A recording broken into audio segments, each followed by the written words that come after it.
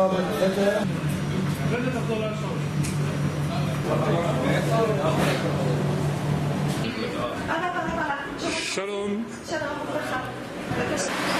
Ok, alors bonjour tout le monde, je m'appelle Yann, ok? Tout le monde voit ce modèle?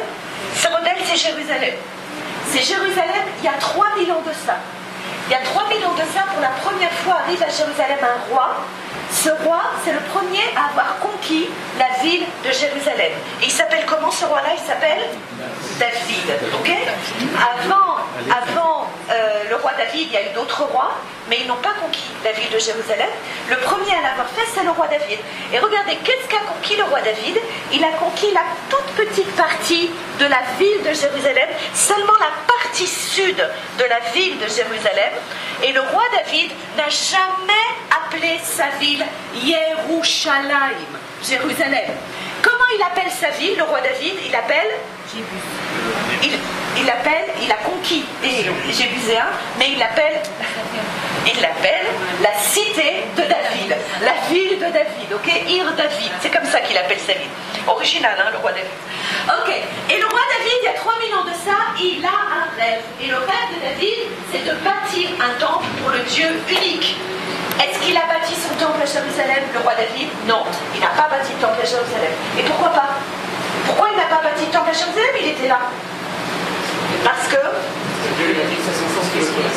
Et pourquoi? Ok, le roi David, c'est un homme de guerre. Un homme de guerre ne bâtit pas le temple à Jérusalem. Pour bâtir un temple à Jérusalem, il faut un homme de paix. Et donc, comment on dit le mot paix en hébreu? On dit Shalom. Donc, le fils de David, il s'appelle Shlomo. Shalom, Shlomo, Salomon. Le roi Salomon. Le roi Salomon va venir ici sur cette montagne. Et pourquoi cette montagne? Parce que dans la tradition juive, cette montagne, elle est très spéciale. Et on appelle cette montagne le mont Moriah. Har Moriah. Le sacrifice d'Isaac, vous vous rappelez? D'après la tradition juive, il a aussi eu lieu sur cette montagne. Et c'est exactement ici que le roi Salomon a bâti son temple, sur le mont Moriah, le premier temple à Jérusalem. Seulement après 410 années, arrivent à Jérusalem les Babyloniens, Babylone, Irak d'aujourd'hui, et les Babyloniens, ils ont détruit le temple de Salomon, et après la destruction du premier temple, les Juifs ont quitté Jérusalem, et ils se sont installés en Babylonie, le premier exil en Babylonie, ok? En Babylonie, on y est resté pendant 70 ans, et pendant 70 ans, on n'avait qu'un seul rêve, c'était de revenir à Sion. Sion, ok? Parce que, qu'est-ce qu'est Sion? C'est quoi Sion? C'est quoi Sion? Quand on dit le sionisme, c'est quoi Sion? Sion, c'est Jérusalem. Sion, c'est un autre nom pour la ville de Jérusalem. Ok? Quand on dit le sionisme, ce n'est pas revenir en Terre Sainte, en fait, c'est revenir à Jérusalem. Ok? Parce que dans la Bible, et seulement en hébreu, vous savez combien de noms pour dire le mot Jérusalem? Seulement en hébreu, seulement dans la Bible. 70 façons pour dire Jérusalem dans la Bible. 70 noms pour dire Jérusalem dans la Bible. Et Sion est un de ces 70 noms. Ok? Alors, après le premier exil en Babylonie, les Juifs sont revenus sur le mont Moriah, et exactement à cet endroit, là où Salomon avait bâti son premier temple, et ils ont bâti un autre temple. Et cet autre temple, on l'appelle le deuxième temple de Jérusalem. Ok? Donc il y a deux temples à Jérusalem. Le premier a été bâti par Salomon. Le deuxième, à l'origine, il a été bâti par les Juifs qui sont revenus de Babylonie. Dans notre tour aujourd'hui, on ne parle que du deuxième temple de Jérusalem. Ok? Aujourd'hui, aucune explication, aucune fouille, je ne vais rien vous montrer à propos du premier temple.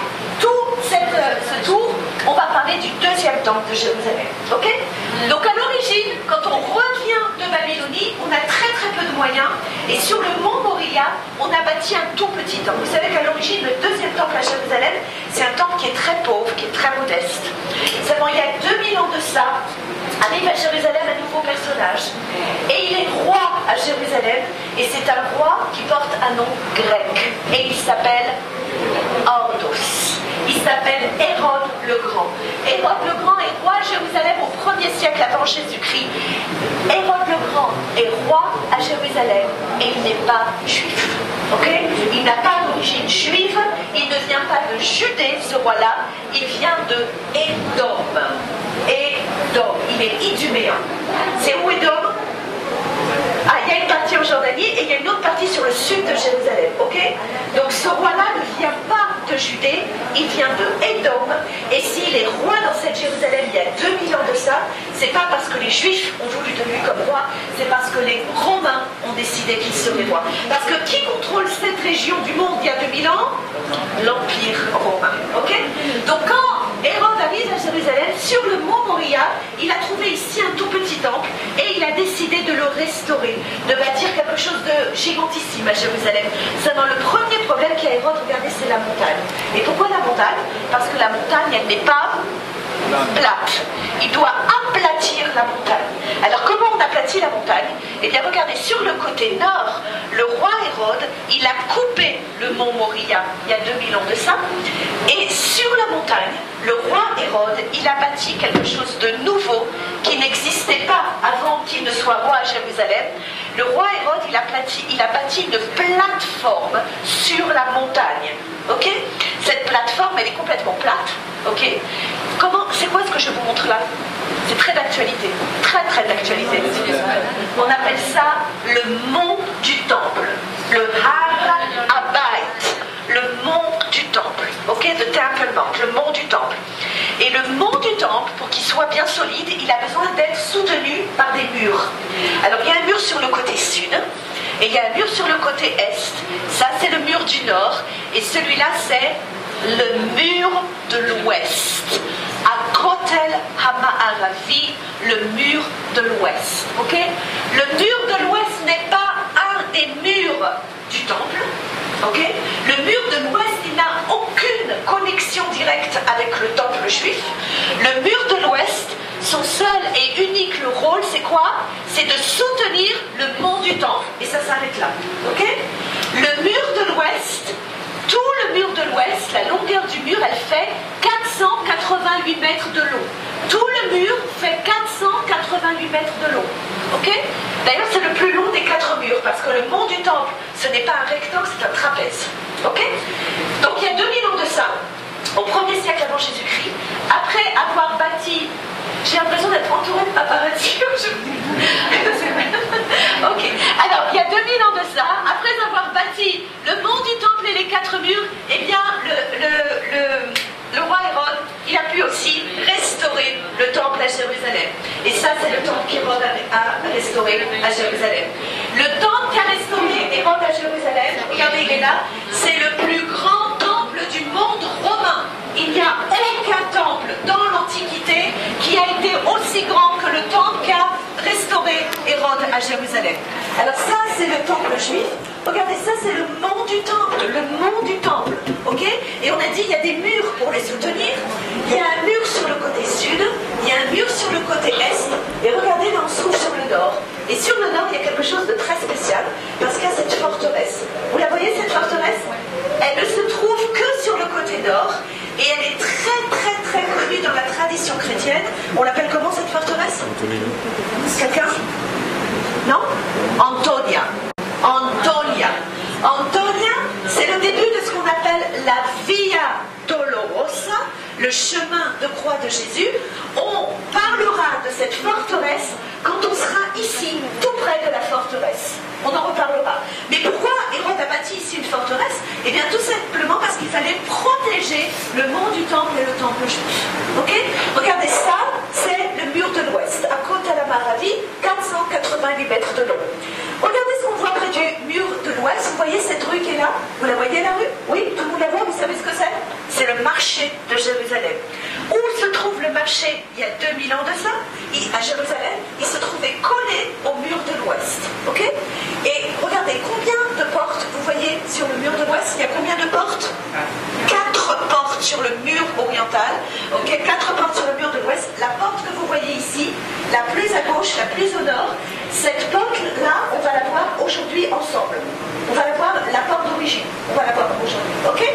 Il y a 2000 ans de ça, les juifs et les non-juifs avaient le droit de se rendre vers le mont du temple. Ok? Seulement, dans le temple juif, il y avait un endroit très spécial. Regardez, il est là. Il est là. Et pourquoi il est très très très spécial? Parce qu'il est très très très très très saint. Alors on l'appelle en hébreu Kodesh HaKodashim. Kodashim ou de Vir, c'est le Saint des Saints. C'est l'endroit le plus saint de tout le temple juif.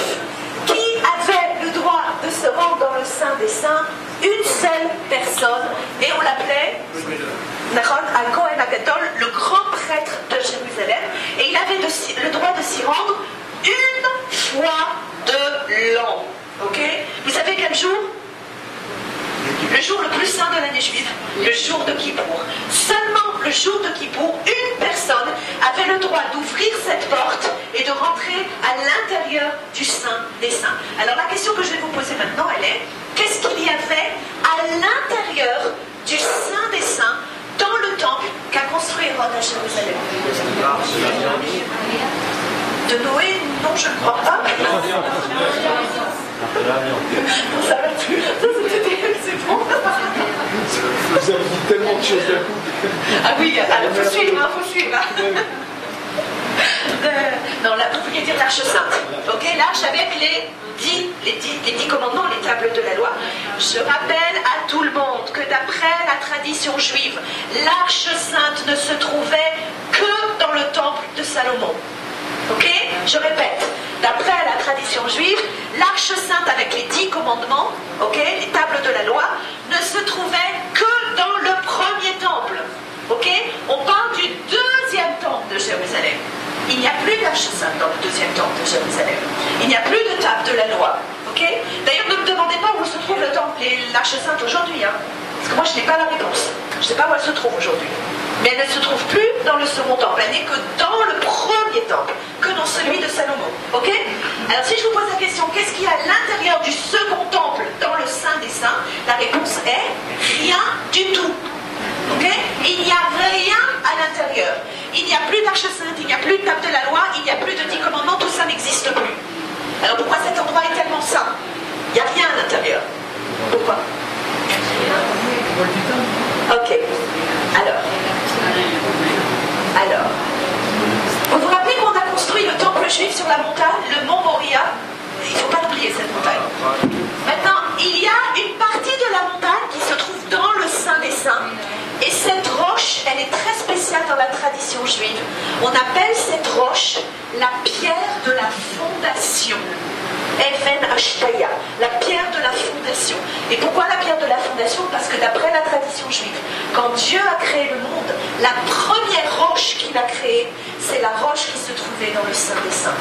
C'est pourquoi cet endroit était si saint. Ok? C'est vrai que dans le temple de Salomon, sur la fameuse pierre de la fondation, il y avait l'arche sainte. Dans ce temple-là, il n'y a plus d'arche sainte, il y a juste la fameuse pierre, la pierre de la fondation. Ok? Ok? C'est clair jusque maintenant? Parce qu'à partir de maintenant, ça se complique. Ok? Alors tout est clair? Ok, il y a 2000 ans de... Non, il n'y a pas 2000 ans, un peu moins, enfin, je ne sais pas, à peu près. Pendant l'année 70, arrive à Jérusalem un personnage qui vient de Rome, il s'appelle Titus. Titus à Jérusalem, arrive à Jérusalem. Pour ceux qui connaissent bien l'histoire juive, on va commémorer cet événement la semaine prochaine. Tisha B'Av. Titus arrive à Rome et Titus a détruit le temple d'Hérode. Et jusqu'à aujourd'hui, 2000 ans après, le peuple juif commémore la destruction du second temple, exactement le même jour où le temple a été détruit pendant l'année 70. Jusqu'à cette année, on le commémore, ça va se passer la semaine prochaine. Ok? Donc, Titus a détruit le temple juif et les juifs ont quitté Jérusalem. Mais quand les juifs ont quitté Jérusalem, il y a 2000 ans de ça, après la destruction du second temple, mais qu'est-ce qu'ils ont fait avec la pierre? Est-ce qu'ils ont pu la déplacer vers Rome, quand ils sont partis à Rome, ou vers la Babylonie? Ah non, parce qu'on ne pouvait pas déplacer une montagne, on est bien d'accord. Alors elle est où la pierre aujourd'hui? Ah, ben elle est exactement à l'endroit où elle était il y a 2000 ans. Elle est sur le mont du temple, ok? C'est très d'actualité. Ok, après le 1er siècle, le mont du temple est vide parce que les Romains ont détruit le temple juif. Il y a 1400 ans de ça. Pour la première fois arrivé à Jérusalem, les musulmans. Et un certain Abdel Malek a construit ce dôme. Comment on appelle ce dôme? Oui. Alors on l'appelle comme ça. On l'appelle comme ça. Ou le dôme d'or. Ok, parce que ça c'est du vrai or. Hein. Non, pas le petit, hein, le grand dehors. C'est du vrai or. Ok. On appelle ce dôme ou le dôme d'or ou le dôme du rocher. Ok? Ou le dôme d'or, ou le dôme du rocher. De quel rocher on parle?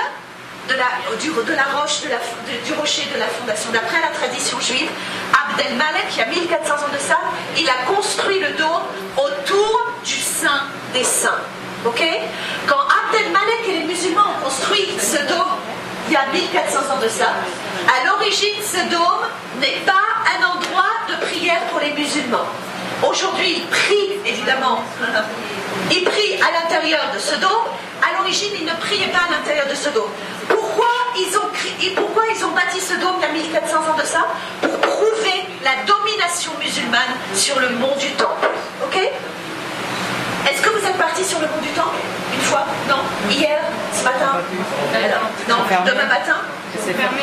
C'était fermé, ah oui, parce qu'aujourd'hui ils ont enlevé les porches, là, les machins. Bon, alors, demain ce sera sûrement ouvert.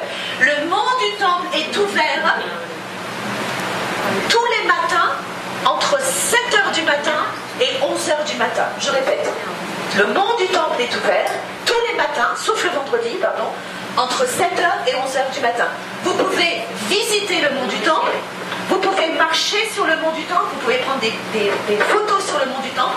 Vous n'avez pas le droit de rentrer dans ce dôme, ok? Et vous n'avez pas le droit de prier sur le mont du Temple. Seul un musulman a aujourd'hui le droit de rentrer dans ce dôme ou de prier sur le mont du Temple.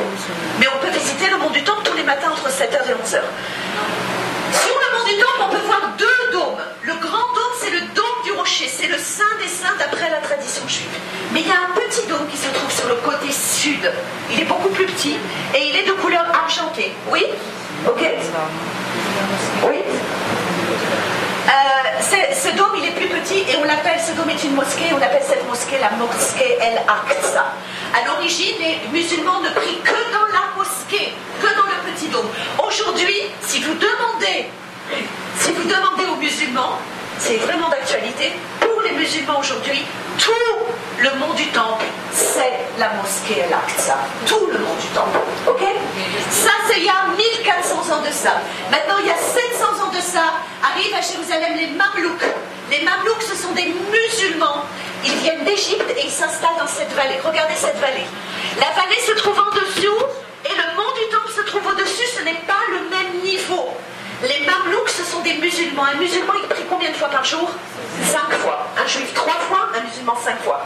Si le Mamelouk musulman se trouve dans la vallée et qu'il doit prier sur le mont du Temple il y a 700 ans, regardez ce qu'il doit faire. Il doit monter et il doit descendre. Et il doit monter et il doit descendre et remonter au moins 5 fois par jour. Les Mamelouks ont décidé d'être au même niveau que le mont du Temple. Alors qu'est-ce qu'ils ont fait pour être au même niveau que le mont du Temple? Regardez ce qu'ils ont fait. Ils ont bâti des arches. Des arches et des arches et des arches et des arches. Et au-dessus des arches, les Mamelouks, ils ont construit une cité. Cette cité, on l'appelle la cité des Mamelouks. La cité des Mamelouks se trouve exactement au même niveau que le mont du Temple. Mais quand ils ont bâti la cité, regardez ce qui s'est passé. Ils ont recouvert 3/4 du mur de l'ouest. Je vais vous montrer cela. Regardez. Les Mamelouks arrivent à Jérusalem il y a 700 ans de ça, et les Mamelouks, ils voulaient prier sur le mont du Temple. Pour être au même niveau que le mont du Temple, ils ont bâti des arches et des arches et des arches et des arches. Et au-dessus des arches, ils ont bâti une ville qu'on appelle la ville des Mamelouks. Et ils ont recouvert 3/4 du mur de l'ouest. Est-ce que vous connaissez ce mur? Oui, c'est là où on prie aujourd'hui. On l'appelle le mur des lamentations. Nous, on va l'appeler le mur qui est exposé. Le mur qui est exposé, il fait 57 mètres de long. Est-ce que vous vous rappelez quelle est la longueur de tout le mur de l'ouest? 488 mètres. Donc le mur là où on prie, ce n'est qu'une petite section d'un très très très long mur. Alors qu'est-ce qu'on va faire nous maintenant? On va se déplacer en dessous des arches qu'ont bâti les Mamelouks, et dans quelques minutes vous allez voir la continuité du mur que vous connaissez à l'extérieur. Ok? Et comme il y a des gens derrière nous, on va avancer. Vous n'hésitez pas à poser des questions. Ok? Il n'y a pas de problème. Je ne garantis pas les réponses, mais on peut toujours essayer. Allez, venez derrière vous.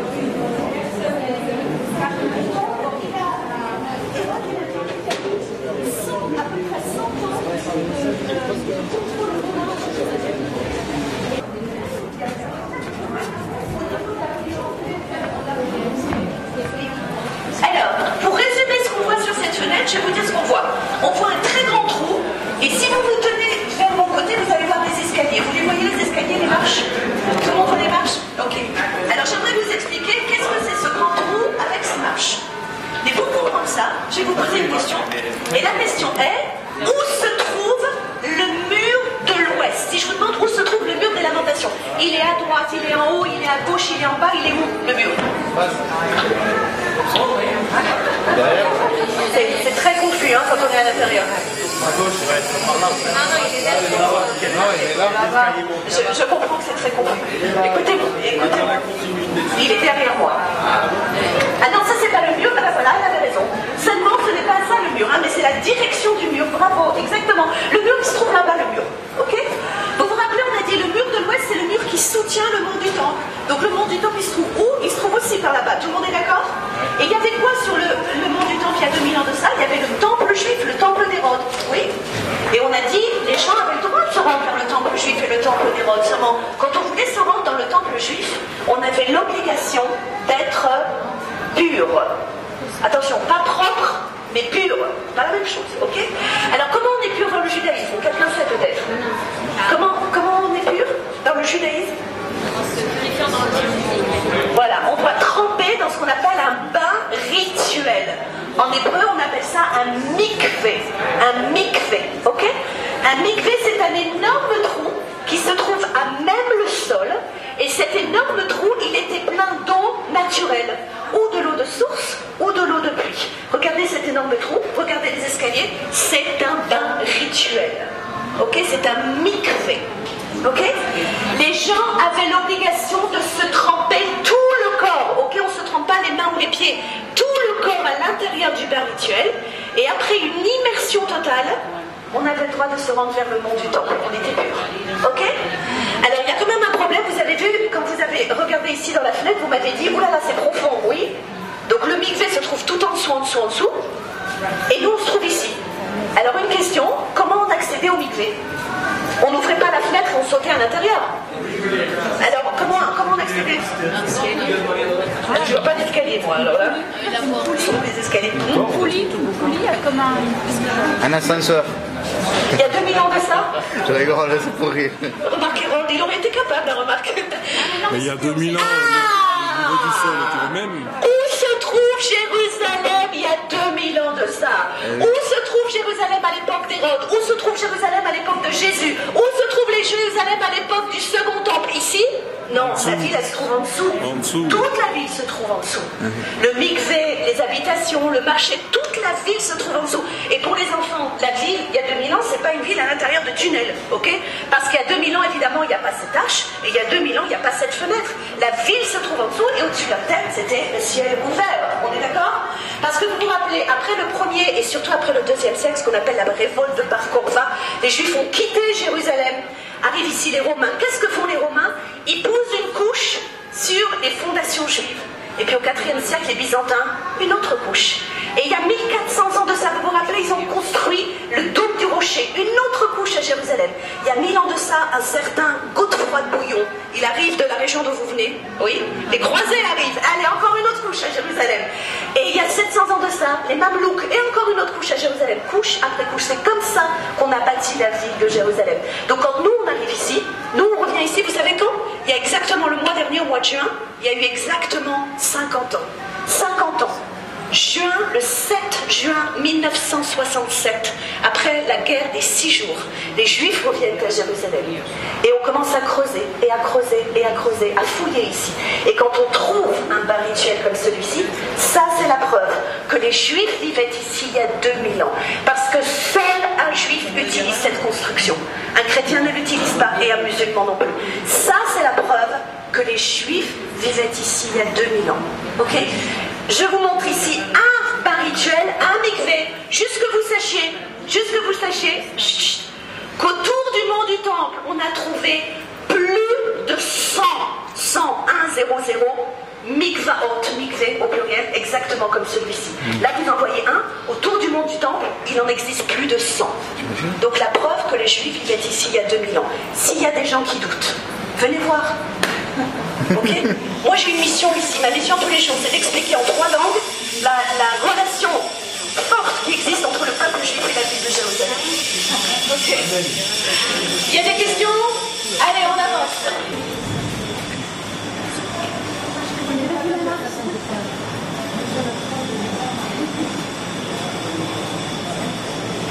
Allez.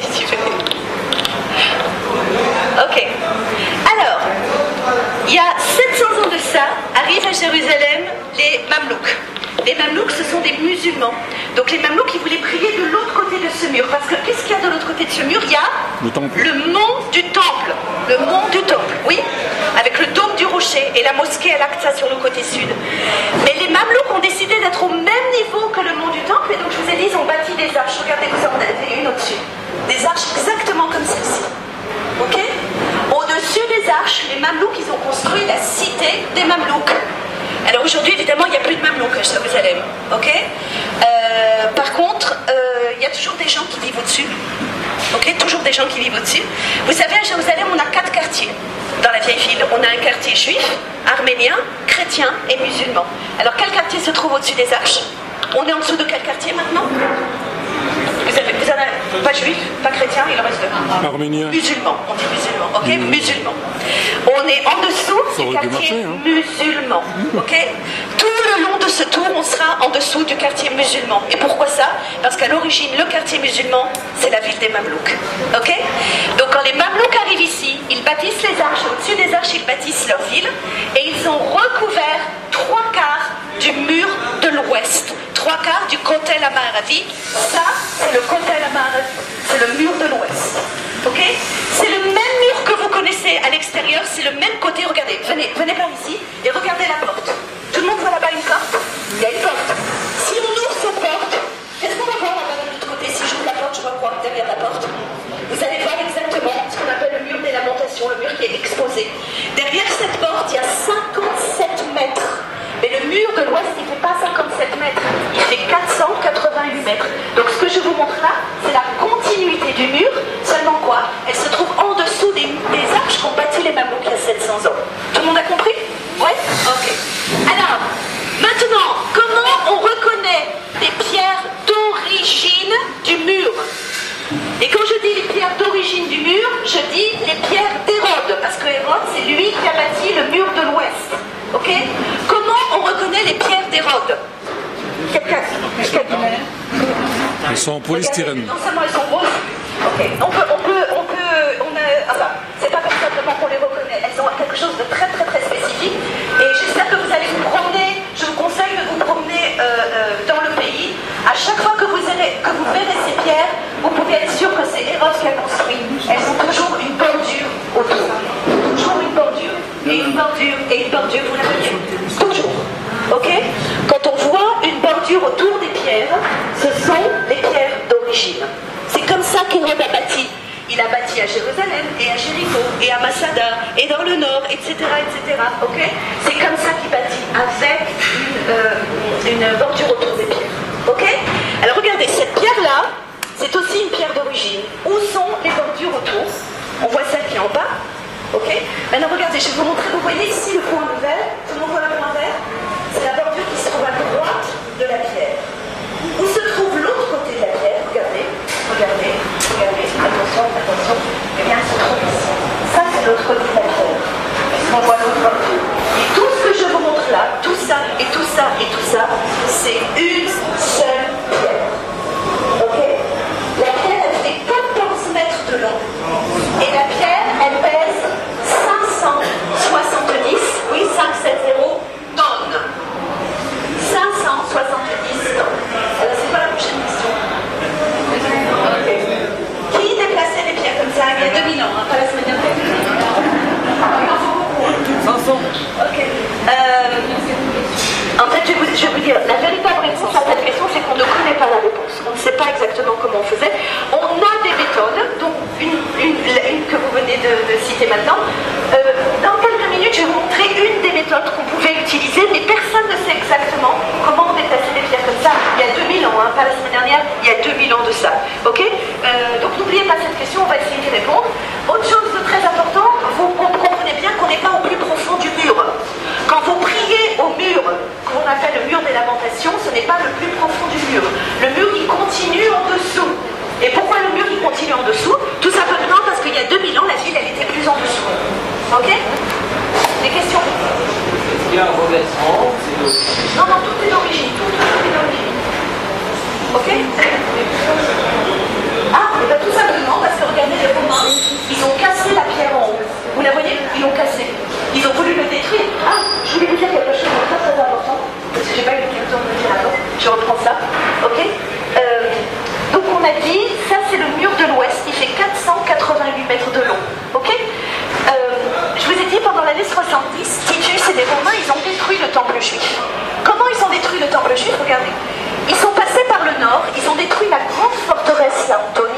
Et ils sont rentrés sur le mont du Temple et ils ont détruit le temple juif. Les Romains n'ont jamais détruit le mur de l'Ouest. Tout le mur de l'Ouest existe. Vous allez le voir d'ailleurs, je vais vous montrer jusqu'à sa fin. Ok? Mais les Romains, ils n'ont jamais détruit le mur du Sud. Tout le mur du Sud existe aujourd'hui. Il fait 300 mètres de long. Et est-ce que vous pouvez dire que le mur de l'Est, il existe aujourd'hui? Il fait 400 mètres de long. Alors une question, excusez-moi, la question est si ce mur existe aujourd'hui, et ce mur existe aujourd'hui, pourquoi est-ce que les Juifs viennent? La proximité. Il est près du lieu très saint. Exactement, exactement. Attention, je répète, tous les murs, à part le mur du Nord, existent aujourd'hui. Ok? Tous les murs. Celui de l'Ouest, celui du Sud et celui de l'Est existent aujourd'hui. Pourquoi un Juif prie ici? Parce que vous savez que d'après le status quo qui existe entre les gens du Waqf, vous connaissez le Waqf? On en a parlé, enfin pas moi, on en a parlé aux informations. Le Waqf, c'est ceux qui contrôlent aujourd'hui le mont du Temple. Ok? Quand on a voulu mettre ces fameux portiques, ok, il fallait demander aux gens du Waqf. Les gens du Waqf, c'est un groupe musulman qui est sous contrôle jordanien et c'est eux qui contrôlent le mont du Temple aujourd'hui. Ok, c'est eux qui ont le contrôle du mont du Temple. C'est pour ça que cette histoire de portique a fait tellement de... Parce qu'on est en train de, si vous voulez, on va dire, comment on dit ça, voilà, outrepasser le contrôle du Waqf, c'est ça le problème. Ok? Quand on s'impose avec certaines interdictions, alors on dit, ah, ok, c'est nous qui contrôlons le mont du Temple, alors que le mont du Temple appartient, enfin il n'appartient pas, mais il est sous contrôle du Waqf. Ok? Le Waqf, depuis déjà 50 ans, ne permet pas aux Juifs de prier sur le mont du Temple. Un Juif n'a pas le droit de prier sur le mont du Temple. Un Juif n'a pas le droit de prier très très proche de la fameuse pierre qu'on appelle la pierre de la fondation. Or, quand un Juif vient prier là où on prie, ici, eh bien il est le plus proche du Saint des Saints. C'est pour ça qu'on prie ici. Et pas sur le mur du Sud et pas sur le mur de l'Est. Pour être le plus proche du Saint des Saints. Mais regardez ce qu'on va faire aujourd'hui. On va se déplacer vers le nord, vers le nord, vers le nord. Et là, dans quelques minutes, on va rencontrer cette porte. Et quand on va être devant cette porte, on va être exactement en face du Saint des Saints. Ok? C'est compris? Allez, on y va. Regardez, ça c'est la porte. Vous voyez ça? Ça c'est la porte. Ok? Il y a 2000 ans, les Juifs vivaient en dessous, puisque la ville se trouvait en dessous. Pour être au niveau de la porte, ils montaient des escaliers, vous êtes sur une marche d'origine. Évidemment que cette porte était ouverte il y a 2000 ans. Donc cette porte est un accès d'origine sur le mur de l'Ouest vers le mont du Temple. L'autre côté, c'est le mont du Temple. On est d'accord? Ok. Les Juifs ont quitté Jérusalem, surtout après le IIe siècle. Les Juifs n'ont jamais oublié Jérusalem. Il y a 1400 ans de ça, vous vous rappelez, on a construit le dôme du rocher. Et les premiers musulmans, quand ils se sont installés à Jérusalem, ils ont permis aux Juifs de revenir ici. La porte était ouverte il y a 1400 ans de ça. Et pour la première fois, à l'intérieur de cette porte, au 7e siècle, les Juifs ont bâti une synagogue. Une synagogue se trouvait ici il y a 1400 ans de ça. Ok? Vous voyez, aujourd'hui, la porte est fermée. On sait qu'il y a 1000 ans de ça, encore une fois, un certain Godefroy Bouillon avec le roi Baudouin, ok, les croisés s'installent à Jérusalem, et on sait qu'à la même période, ils ont scellé la porte. La porte, elle est fermée, ça fait déjà 1000 ans de ça. Est-ce qu'il y a des questions? Ah, c'est là la question. Alors, je vais vous dire. Alors, d'abord, pourquoi est-ce qu'on n'ouvre pas la porte? Parce que vous vous rappelez, je vous ai dit qui contrôle le mont du Temple aujourd'hui, on les appelle le Waqf. Le Waqf ne permet pas aux Juifs de prier sur le mont du Temple, mais le Waqf ne permet pas aux Juifs de faire des fouilles en dessous du mont du Temple. Vous savez, on fouille ici aujourd'hui, tous les jours de la semaine. Moi, je fouille le lundi matin, je fais partie des fouilles archéologiques le lundi matin. Et à chaque fois qu'on fouille, on fouille de ce côté. Toujours du côté ouest, on ne fouille jamais en dessous du mont du Temple. Jamais, ok? On n'a pas le droit de faire ça. Pardon? Encore une fois, je ne peux pas répondre à cette question parce que je ne fais pas des fouilles sur le mont du Temple. Si un jour on me permettait de faire des fouilles sur le mont du Temple, je pourrais savoir s'il y a des vestiges de l'époque du roi Salomon. Mais aujourd'hui, je ne peux pas, je ne fais pas de fouilles en dessous du mont du Temple. Je fouille toujours en dehors du mont du Temple. Ok? On n'ouvre pas cette porte pour la même raison. Parce que les gens du Waqf considèrent que ce mur est un mur de soutien.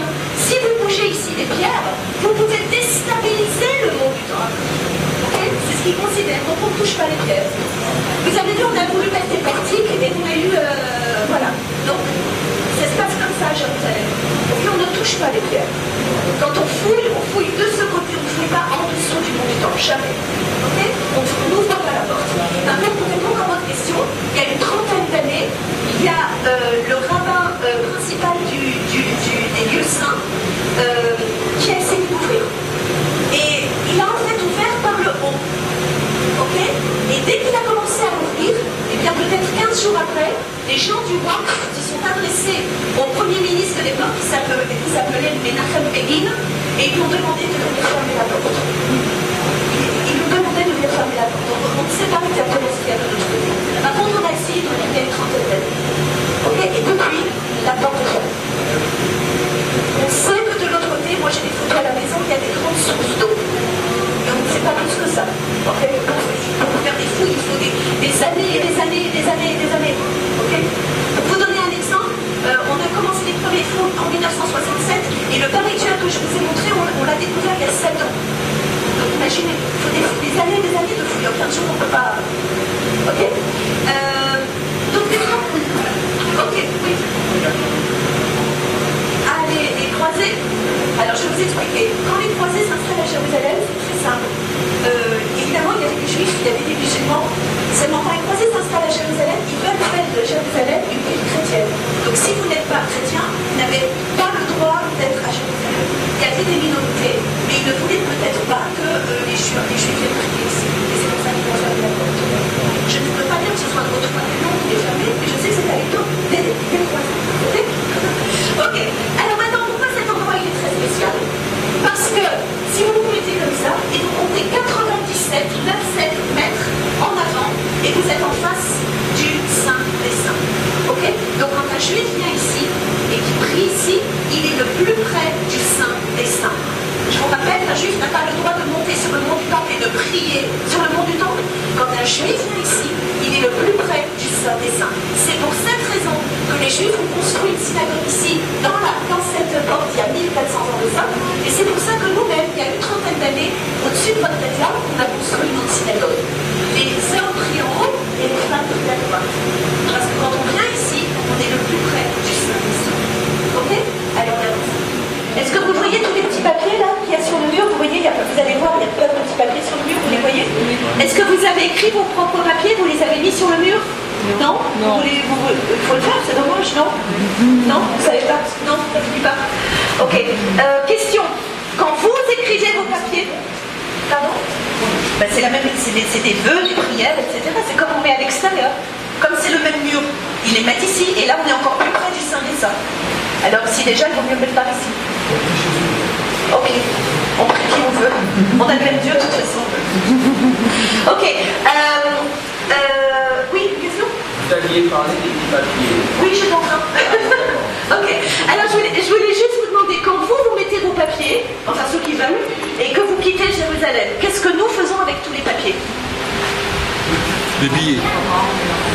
Exactement, 2 fois par an, un jour avant le jour de l'an, le Rosh Hashanah, le jour de l'an juif, hein, évidemment, et un jour avant la fête de Pâques, on collecte, non, on dit pas on collecte en français, on ramasse tous les papiers, et on nettoie tout le mur. Et qu'est-ce qu'on fait de tous ces papiers? Eh bien en fait, il y a sur le mont des Oliviers un très très vieux cimetière, un cimetière juif, qui est le plus vieux cimetière juif qui existe. En fait, on enterre tous ces papiers. Il y a un endroit très spécial dans lequel on enterre tous les papiers du mur. Parce que les papiers du mur, peu importe s'ils sont écrits dans n'importe quelle langue, ce sont des prières. Les prières des gens, on ne va pas les jeter à la poubelle. Okay, donc on les enterre, on les respecte et on les enterre dans un cimetière qui est très très vieux sur le mont des Oliviers. Ok, maintenant regardez, on va rentrer à l'intérieur de ce tunnel. À l'intérieur de ce tunnel, vous allez voir 2 fenêtres mais par terre. Dans la première fenêtre, vous allez voir les pierres d'origine du mur. Parce que les Romains, ils ont voulu détruire ce fameux mur en faisant tomber les pierres. Ok? Eh bien, vous allez voir ces pierres dans la première fenêtre, à l'intérieur de ce tunnel. Dans la deuxième fenêtre, à l'intérieur du tunnel, vous allez voir le plus profond du mur. Ok? Je vous rappelle que le mur, il continue en dessous. Et en fait, depuis l'été dernier, on peut le voir ici, le plus profond du mur. Ok? Le bas du mur. Ok? C'est bon? Allez.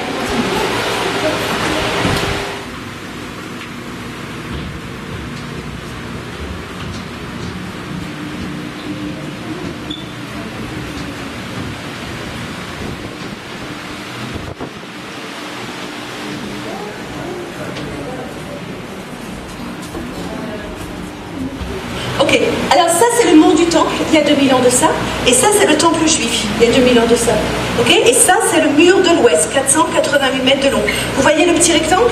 C'est là où on prie, les 57 mètres, ok? Et nous, aujourd'hui, on a commencé notre tour ici, puis on est monté vers le nord, vers le nord, vers le nord, vers le nord. Et à un moment, on a dit, attention, on est devant la fameuse porte. Et cette porte, c'est le plus en face, je ne sais pas comment on dit, du Saint des Saints. Ok? On est en face du Saint des Saints. Puis on est monté vers le nord, vers le nord, vers le nord. Regardez, on est là. Regardez, on est là. Maintenant, on est là. Donc ça veut dire qu'on a dépassé tous les 488 mètres du mur de l'ouest. Parce que ce que je vous montre là, ce n'est plus le mur de l'ouest. Okay? Ce que je vous montre là, c'est la roche naturelle de la montagne, du mont Moriah. Vous vous rappelez, on est toujours sur la montagne, le mont Moriah. Donc ça, c'est la roche naturelle de la montagne. Et en fait, on est sur une des, et je dis bien une des, parce que vous savez, à Jérusalem, on a plein de montagnes, on a plein de carrières. Okay, parce qu'il y a plein de montagnes. Et donc on est sur une des carrières qu'utilisait Hérode. Et comment on sait qu'il y avait ici une carrière? Regardez ici, ça c'est la roche naturelle. Et qu'est-ce qu'on voit ici? Eh bien, on a découpé la roche naturelle. Okay? Donc en fait, on découpait les pierres ici, et une fois qu'elles étaient taillées, eh bien on les déplaçait. Et la grande question est, comment on déplaçait les pierres? Et on va essayer d'expliquer ça dans quelques minutes. Mais cet endroit, il est très très très spécial. Et pourquoi? Parce que cet endroit, en fait, c'est la fin du marché qui se trouvait près du mur de l'ouest. Vous vous rappelez, je vous ai dit, il y avait un marché. Et comment on sait qu'il y avait ici un marché?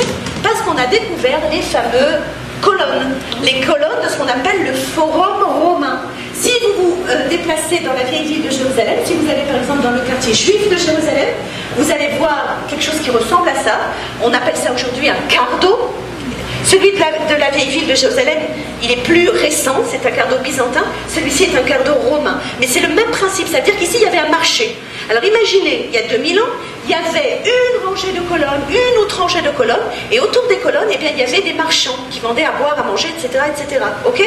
Évidemment, il y a 2000 ans, tout était ouvert. On est d'accord. Parce que le haut, là, que je vous montre, il est là que depuis 700 ans, quand les Mamelouks arrivent à Jérusalem. Ok? Et d'ailleurs, le pavé sur lequel vous marchez, c'est le pavé d'origine du marché qui se trouvait près du mur il y a 2000 ans. Vous marchez sur le pavé d'origine. Mais alors il y a quand même une question, parce que vous vous rappelez quand on était de l'autre côté, du côté sud? Ah, ok, vous avez compris la réponse. Mais d'abord on va poser la question. Quand on était de l'autre côté, sur le côté sud, je vous ai montré un bain rituel. Et je vous ai dit... Mais regardez, le bain rituel, il est tout en dessous. Et je vous ai dit, mais la ville se trouvait en dessous, il y a 2000 ans. Oui. Et là, on arrive au côté nord, et d'un seul coup, toute la ville se met à monter, puisqu'on marche dessus. Alors comment est-ce possible? La ville là-bas, elle est en dessous, et la ville ici, elle est au-dessus. On est sur une montagne. Donc là, on monte, exactement, on monte, on monte, on monte. C'est pour ça qu'on est sur la montagne maintenant. On est sur la ville d'origine. Ok? Alors maintenant, on va s'imaginer, nous, il y a 2000 ans de ça. Et on va s'imaginer qu'ici, il y avait un marché, qu'on est à Jérusalem. Ah, si on avait cette chance. On va s'imaginer qu'ici, il y avait un marché, et de l'autre côté, il y a le mur de l'ouest avec le mont du temple et le temple juif. Et si je vous demande de noms de très juifs qui étaient très connus, enfin peut-être qu'ils n'étaient pas aussi connus il y a 2000 ans, mais aujourd'hui ils sont très connus, vous allez me dire le nom de qui? Qui était là dans ce marché? Qui a marché ici? Qui est venu dans cette rue? Qui? Jésus. Évidemment, puisqu'il était juif. Ok? Jésus était juif. Tout le monde est d'accord. On va en parler de ce fameux personnage d'ici quelques minutes. Jésus était juif, Jésus était dans cette ville, on va en parler. D'autres personnages très connus comme... Pilate. Ah oui, c'est pas un juif par contre. Oui, évidemment. Ah, ne me dites pas Marie, Jacques et toute la famille. Tout le monde était là parce qu'ils étaient tous juifs, ok? Les apôtres, tout le monde était là, ok? Ils étaient tous là, ok? Yochanan ben Zakkai, Rabbi Akiva, non? Celui-là, vous allez le connaître, Rabban Gamliel. Ah, vous le connaissez. Vous dites autre chose, mais vous le connaissez, parce que vous ne dites pas en hébreu, peut-être en grec. Ok, c'est le fameux professeur de Paulus. Il a étudié chez Rabban Gamliel. Oui, mais enfin, il a un nom en hébreu, il s'appelle Gabriel. D'ailleurs, on va parler de Jésus, qui n'est pas non plus un nom juif d'origine, on va en parler. Ok, celui-là, vous allez le connaître aussi. Yosef ben Matityahu. Vous le connaissez comment? Joseph d'Arimathée. Flavius Joseph. Vous le connaissez, l'historien, le grand historien, ouais. Flavius Joseph. Oh, Flavius Joseph, évidemment qu'il connaît cette ville. Il est né dans cette ville, Flavius Joseph, il y a 2000 ans. Seulement après la destruction du temple, il quitte Jérusalem et il va s'installer à Rome. Et c'est lui qui écrit cette fameuse histoire. L'histoire, la guerre des Juifs contre les Romains. Et si je vous récite tout ça, c'est parce que j'ai lu son livre. Okay, il faut lire le livre de Flavius Joseph. Mais revenons à Jésus. Alors, est-ce que Jésus est un non-juif d'origine? Alors, je vais vous dire, dans la Bible, en hébreu, le son « je » n'existe pas. Par exemple, dans la Bible, on dit Jacob. Vous dites comment ce nom-là? Vous dites Jacob, et vous dites Joseph, et vous dites Binyamin, et vous dites Jonathan. Jonathan, pardon. Jérusalem. Ok, le son « je » n'existe pas dans la Bible. Ok, dans la Bible, il y a Jonathan, Jacob, Yosef. Ok, donc son nom d'origine, ce n'est pas Jésus, ni Joshua, ni rien, c'est Yoshua. Yoshua est un non-juif d'origine. Ok, Yoshua, d'ailleurs, il n'est pas le premier Yoshua dans la Bible. C'est qui le premier Yoshua dans la Bible? Josué. C'est celui qui a conquis la terre promise. Après Moïse, Yoshua. Ok, et ne me dites pas le sauveur, parce que ce nom-là, ça veut dire Dieu sauve. Yeh, c'est le début du nom de Dieu. Oshua, c'est le verbe sauver. Yoshua, c'est Dieu sauve. Et je suis sûre que vous connaissez l'histoire, parce que vous connaissez l'histoire, le Nouveau Testament mieux que moi. Ce fameux personnage, Jésus, Yoshua, arrive à Jérusalem et il trouve un marché à Jérusalem. Oui? Alors il ne trouve pas ce marché qui est là. Ce marché qui est là, pour lui, il est ok, parce que ce marché qui est là, il est en dehors du mont du temple. Jésus arrive à Jérusalem, vous savez où il trouve un marché? Où il trouve un marché? Sur le mont du temple. Et il est très très en colère, parce qu'il ne comprend pas comment ce marché peut être si près du lieu très saint. Et il va dire, ce lieu est un lieu de prière. Bet Phila Ikare. Ok, parce qu'il le dit ou en hébreu ou en araméen. Hein. Il ne le dit pas ni en latin ni en grec. Il le dit ou en hébreu ou en araméen. Bet Phila Ikare. Il rentre sur le mont du temple et il va chasser les marchands du temple. Ok, c'est la fameuse histoire. Ok, et comme je suis sûre que mon arrière-grand-père était dans cette rue il y a 2000 ans puisque c'était un juif, je suis sûre que Jésus était là il y a 2000 ans parce que c'était un juif. Ok, dans cette rue-là. Est-ce que vous allez visiter la Via Dolorosa, le chemin de croix de Jésus? Non, vous ne faites pas ça. Vous savez où se trouve le chemin de croix de Jésus? Je vais vous dire. Regardez bien, il se trouve en haut, au-dessus de notre tête. Ok? Il se trouve au-dessus. Mais je suis désolée de vous dire qu'il y a 2000 ans de ça, quand les Juifs vivaient à Jérusalem, au-dessus de notre tête, il n'y avait rien du tout, parce que toute la ville, elle se trouvait ici. Ok? Donc ils étaient tous ici, dans cette ville, dans ce marché. Ok? Alors on va aller voir un film qui nous explique comment on déplaçait les pierres il y a 2000 ans. Regardez, ça c'est la carrière qu'utilisait Hérode. Ok? Voilà, on coupait les pierres, et des pierres comme cela, on devait les déplacer. Comment on déplace les pierres il y a 2000 ans? Regardez, il y a un film ici pour les gens qui sont en bas, et il y a un film en haut pour les gens qui sont en haut, et regardez la même chose.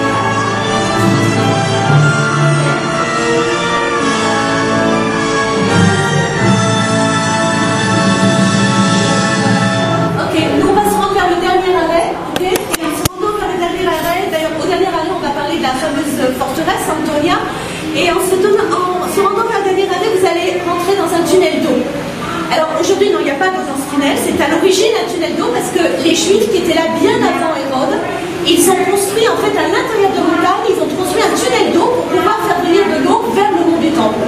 À l'origine, ce tunnel d'eau est ouvert et donc quand il pleuvait dans la ville, l'eau de pluie remplissait le tunnel d'eau. Ok? Allez, on y va.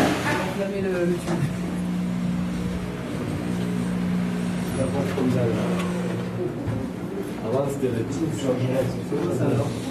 En fait, ça nous trouvait un peu la division. Ben,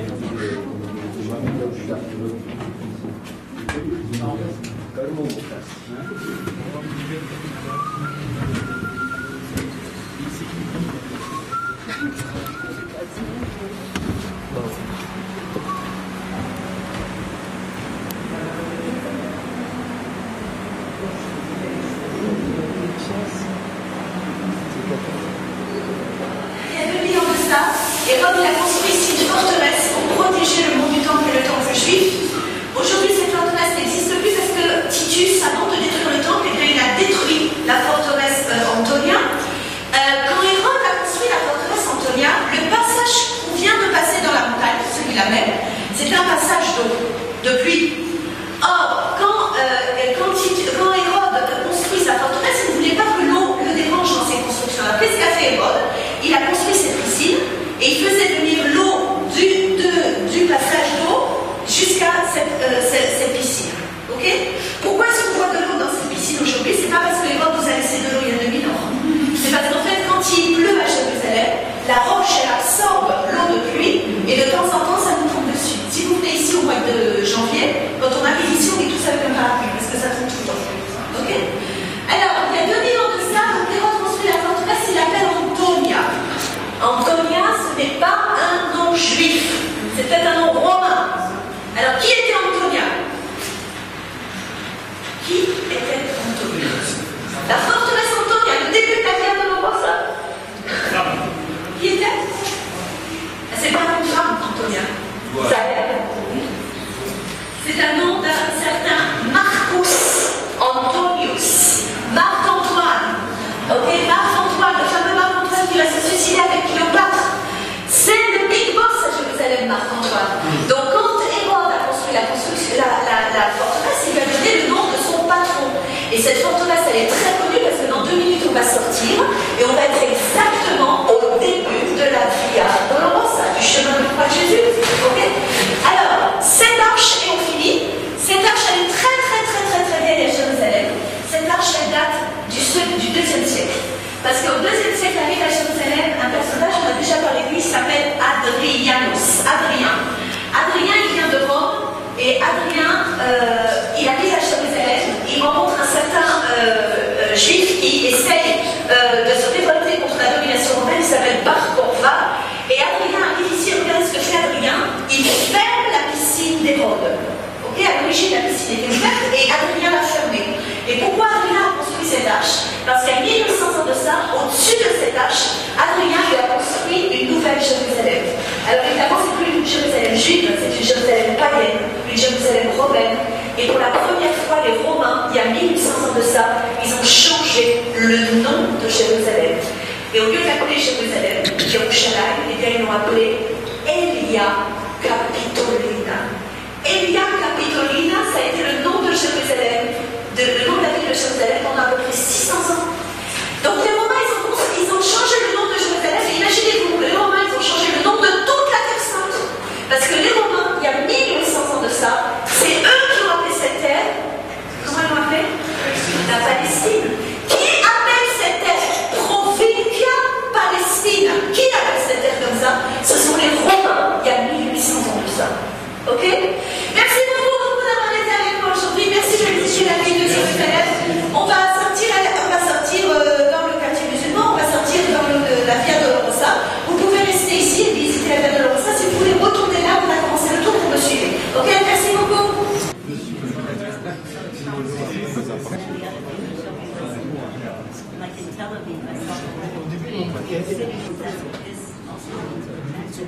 Et deux ans, tu me parles.